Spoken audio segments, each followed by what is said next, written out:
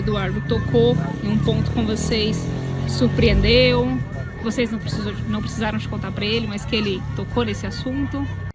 Ele já foi falando o que precisava dentro de algum ponto. O conselho dos espíritos, né? Pra gente, exatamente o que...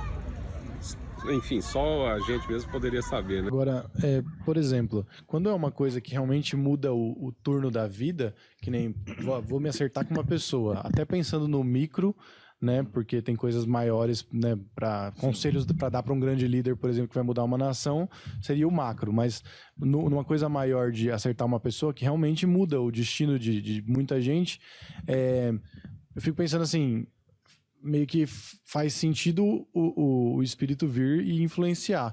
Agora, por exemplo, uma coisa mais simples do dia a dia, por exemplo, uma carta que você esqueceu, eles têm essa obrigação de ficar sempre te guiando e te orientando? Então, na verdade, assim, é que a gente acha que o que importa, na realidade, é sempre que a gente tenha uma vida economicamente satisfatória e uma família... Beleza, é o que a sociedade prega, mas não necessariamente, porque às vezes, por exemplo, um cara como eu, que tive vários relacionamentos com várias minas meio karma, assim, entendeu? Algumas sim, outras não, né? Pra não dizer todas, senão as minas vão ficar com raiva de mim. Agora elas estão pensando, será que eu fui karma? Será que eu fui... Se eu fui dharma. Pô, acho que todas foram, tá ligado? Não, tá ligado, né? Mas o que acontece? Então, tipo assim, nós estamos num mundo onde a gente tá acertando as contas. Então, vamos dar um exemplo, assim. Joãozinho, no passado, prejudicou a Aninha. E aí eles reencarnam nessa vida. Só que eles se programaram para se ajustar, entendeu? E principalmente o Joãozinho para ajustar o que ele fez para a Aninha. Porque, vamos dizer, ele causou vários traumas psicológicos na Aninha. E os traumas psicológicos que ele causou nela duram até hoje, entendeu? Então ela já reencarnou meio zoada.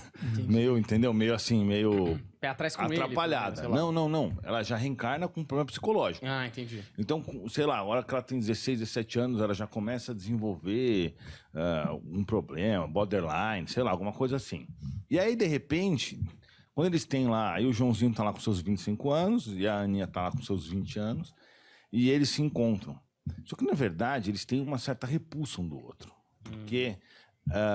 eles foram meio do que quase que inimigos no passado. Inimigos mesmo, entendeu? Por conta dessas questões. Então, na hora que eles se conhecem, por exemplo, vamos dizer, no trabalho, primeiro eles têm uma certa repulsa. Depois, o que os espíritos fazem? Esse é quem faz o anjo da guarda. Ele vai lá e faz o pozinho mágico, que na verdade não é pozinho mágico, né? Eles mexem na sua estrutura neural, porque o cérebro funciona assim, para criar, vamos dizer, uma paixão entre os dois. Tanto que você pode ver, repara nisso. Tem muita gente que quando vai conhecer a namorada ou namorado, no começo não gosta. A primeira impressão é essa. Depois eles brigam no começo, ou se dão mal, não sei o quê, depois acaba rolando uma paixão entre eles. Então essa paixão, na verdade, é cilada, né? Mas acontece. Certo.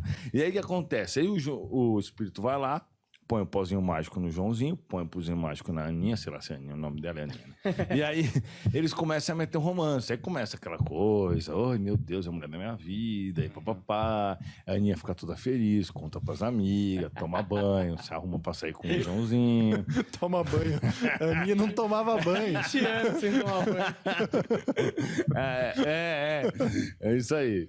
Aí ela vai lá e conta os segredos pro Joãozinho, começa aquele romance, coisa e tal. Né? Eles vão pra praia. Bom, aí tudo bem, né? Aí tá rolando aquele romance total, de repente o pozinho mágico começa a acabar, que eles implantaram no começo, aí começa o quebra-pau. Só que eles não conseguem sair. Você já reparou nisso? Não tem quantos relacionamentos conhece que acontece isso? Sim. É quebra-pau, mas eles não conseguem se distanciar. Tem alguma coisa que une eles. É esse poder magnético aí dos espíritos, porque eles precisavam se compensar. E aí a Aninha, que já estava zoada antes de conhecer o Joãozinho, fica pior, porque percebeu que caiu no gol. E aí ela fica pior, começa a tomar remédio, e ela começa a ter crises de ansiedade, de depressão, e um monte de BO, e o Joãozinho tem que cuidar dela, porque quem causou isso originalmente foi o Joãozinho lá em outra vida, entendeu?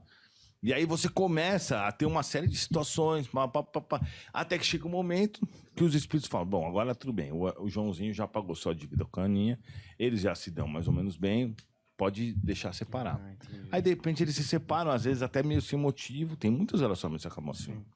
Eu tenho certeza que os telespectadores aí, não sei se fala telespectador, como é que fala? Seguidores, sei lá como fala. Pode ser. Os caras que estão assistindo e as minas que estão assistindo, vão se identificar muito com a história. Então, se já tiver, escreve embaixo. Aproveitar, né? E aí, beleza. Aí o Joãozinho separa dela. Então, tipo assim, ele saldou o débito com ela. Certo. Então, eu, por exemplo, tive relacionamentos assim. Que às vezes eu me perguntava, mano, o que eu tô fazendo com essa mina? E depois você vê que, na realidade, eram todos para ajustar. Então, o propósito da encarnação qual que é? Você se desenvolver em inteligência, em experiência, se melhorar. Por isso que você vê que, às vezes, existem espíritos que já estão muito mais avançados nesses quesitos de inteligência e tal. E você vê também que tem essas diferenças, né? Por exemplo, você vê irmãos, o mesmo pai e a mesma mãe, às vezes gêmeos, dividindo o mesmo material genético, né? E eles são totalmente diferentes, porque cada um tem um espírito ali que habita eles que é diferente. Então, embora o material genético seja o mesmo, eles são diferentes. Por exemplo, o Einstein. O Einstein foi super inteligente, com certeza. Os caras falam, a ciência hoje em dia fala que a inteligência ela vem baseada no material genético, no ambiente que ele está e na alimentação. Todos os dias a gente tem um monte de homens e mulheres ultra inteligentes tendo filho, com uma educação muito melhor do que naquela época, uma alimentação muito mais bem distribuída do que naquela época, porque a gente não tem um monte de Einstein. Porque a alma do Einstein já pré-existia, entende? Eu sei que eu tô falando um monte de coisa de uma vez, mas...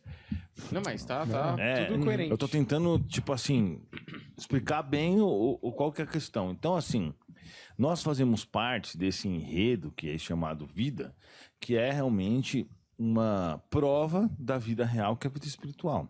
Então, a hora que a gente chega para o planeta Terra, a gente tem essas questões para se ajustar, a gente tem essas questões com as outras pessoas, a gente tem o desenvolvimento pessoal, as mudanças da nossa vida que fazem parte, entendeu?